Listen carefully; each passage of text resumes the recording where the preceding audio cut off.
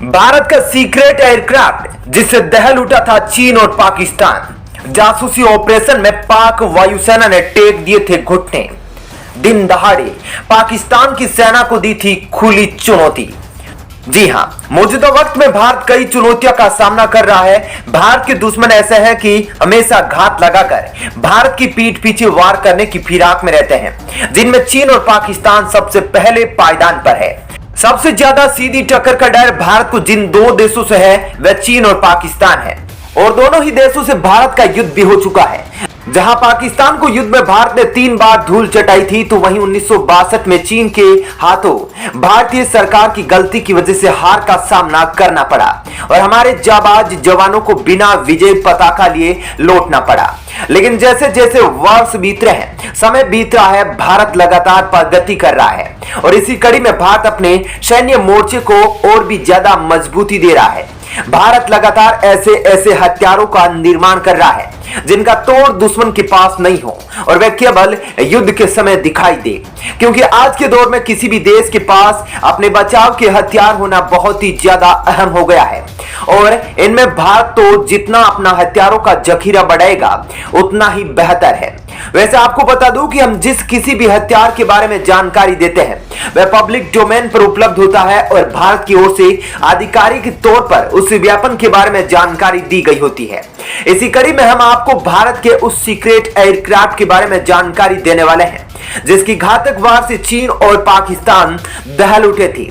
अब आपके मन में यह सवाल होगा कि अगर इतना सीक्रेट है तो उसका पता हमें कैसे लगा, तो उसके बारे में आपको भी पूरी जानकारी दी जाएगी। बस आप ये मानकर चलिए कि यह अपनी श्रेणी का सबसे घातक लड़ाकू विमान है जो पलक झपकते ही दुश्मन के अड्डों को तबाह कर देता है। दोस्तों, हम जब भी भारतीय वायुसेना की ताकत की बात करते हैं तो भारत के जखीरे में पड़े सुखोई, जगुआर, मिराज, तेजस जैसे लड़ाकू विमान की बात करते हैं, तो वहीं राफेल अभी हाल ही में भारतीय वायुसेना के बेड़े में शामिल हुआ है, जिसके बारे में अभी तक भारत का कोई भी युद्ध रिकॉर्ड नहीं है।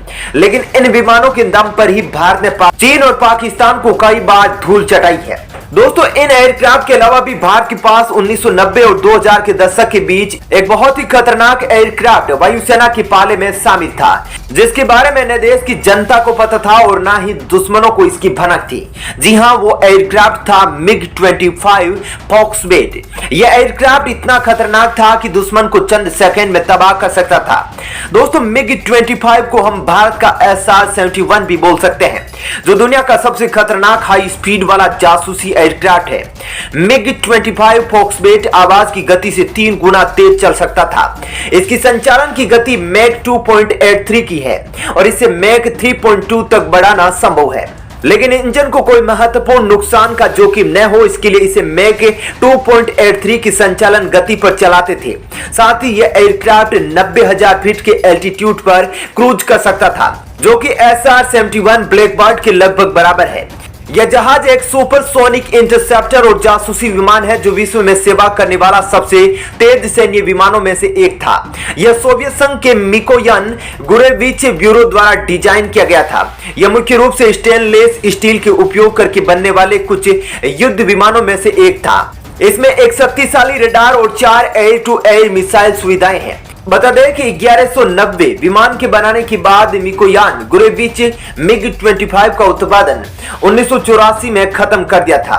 शीत युद्ध का प्रतीक MiG-25 सोवियत सहयोगियों और पूर्व सोवियत गणराज्यों की सेना में शामिल रहा था। बचे हुए शेष कुछ विमानों ने रूस और कई अन्य देशों में सीमित सेवा की थी, जिनमें हमारा देश भारत भी शामिल है। यह विश्व का सबसे ज्यादा उड़ान भरने वाले विमानों में से एक है और SR-71 जासूसी विमान के बाद दूसरा सबसे तेज चलने वाला विमान है। जैसा कि आपने जानकारी देखी कि यह विमान रूस की द्वारा विकसित किया गया था, जिसका निर्माण 1964 से लेकर 1984 के बीच में हुआ था।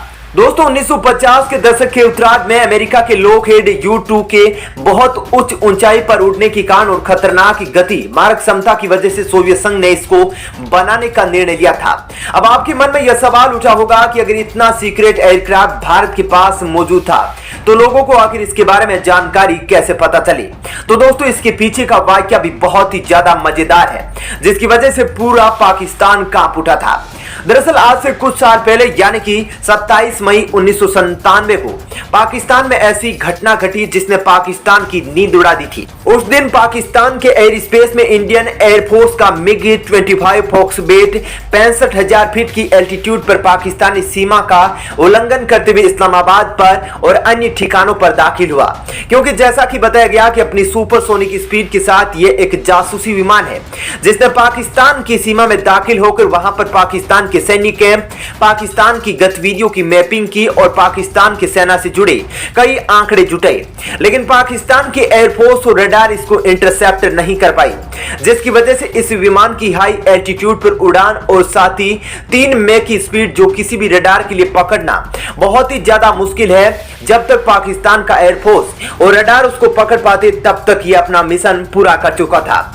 लेकिन जब यह अपने मिशन से वापस लौट रहा था और पाकिस्तान से भारतीय एयर स्पेस के अंदर घुस रहा था तो उसके पायलट ने इसकी स्पीड को सबसोनिक से बढ़ाकर सुपरसोनिक कर दिया था, जो कि 3 मैक के लगभग थी, जिसकी वजह से एक भयानक सोनिक बूम हुआ जिससे पाकिस्तान कांप उठा था। पाकिस्तान के इस्लामाबाद की रिहायशी इलाकों में इस सोनिक बूम की वजह से भूकंप आ गया, जिसके बाद पाकिस्तान की अलर्ट हुई वायुसेना ने इसको पकड़ने की कोशिश की, लेकिन जब तक ये अपने विमानों को तैयार करते ये भारतीय सीमा में घुस चुका था। हालांकि पाकिस्तान ने अपने F-16 को इसके पीछे लगाया, लेकिन तब तक बहुत ही ज्यादा देर हो चुकी थी। इसके बाद पाकिस्तान की ओर से कहा गया कि यह धमाका हुआ वह भारतीय MiG-25R की ओर से छोड़ा गया एक सोनिक बूम था। हालांकि बाद में यह सवाल उठा कि आखिर भारतीय पायलट ने सोनिक बूम क्यों छोड़ा, जबकि वह जिस गति सब सोनिक की स्पीड के साथ पाकिस्तान में इंटरसेप्ट किया था उस स्पीड से वापस भी लौट सकता था। लेकिन बाद में विशेषज्ञों ने कहा कि पाकिस्तान को यह चेतावनी दी गई थी कि पाकिस्तान की वायुसेना भारत के आगे कुछ भी नहीं है। दोस्तों, यह एयरक्राफ्ट इतना सीक्रेट था कि भारत के वायुसेना के भी कुछ चुनिंदा लोगों को ही इसके बारे में जानकारी थी। 1981 में इस एयरक्राफ्ट को IAF में शामिल किया गया था और कुछ चुनिंदा पायलट ही इसको ऑपरेट कर सकते थे। रिपोर्ट की माने तो भारत के केवल 42 पायलट ही ऐसे थे जो इसको उड़ा सकते थे। साथ ही इसके बारे में कोई भी जानकारी साझा करने पर पूरी तरह से रोक थी। भारतीय वायुसेना में कई खास मिशन को पूरा करने के बाद 25 साल की लंबी सेवा अवधि के बाद 2006 को इसे अपनी सेवा से रिटायर्ड कर दिया गया। लेकिन अब आप सोच रहे होंगे कि यह सारा का सारा एक मनगढ़ंत कहानी है, तो आप इस चीज को गूगल पर बड़ी आसानी से सर्च करके देख सकते हैं और पाकिस्तान में इसकी खतरनाक ऑपरेशन की जानकारी भी जुटा सकते हैं। दोस्तों, ऐसे ही भारत कई ऐसे हथियारों को बनाने में लगा है जो केवल युद्ध के समय भारत अपनी सेना के लिए निकालता है, दुश्मनों के लिए आग बरसाने के लिए छोड़ता है, जिनकी जरा सी जानकारी बाहर नहीं आने देता हमारी सरकार, DRDO और सेना, क्योंकि वर्तमान में भारत में दुश्मनों से ज्यादा गद्दारों की संख्या है।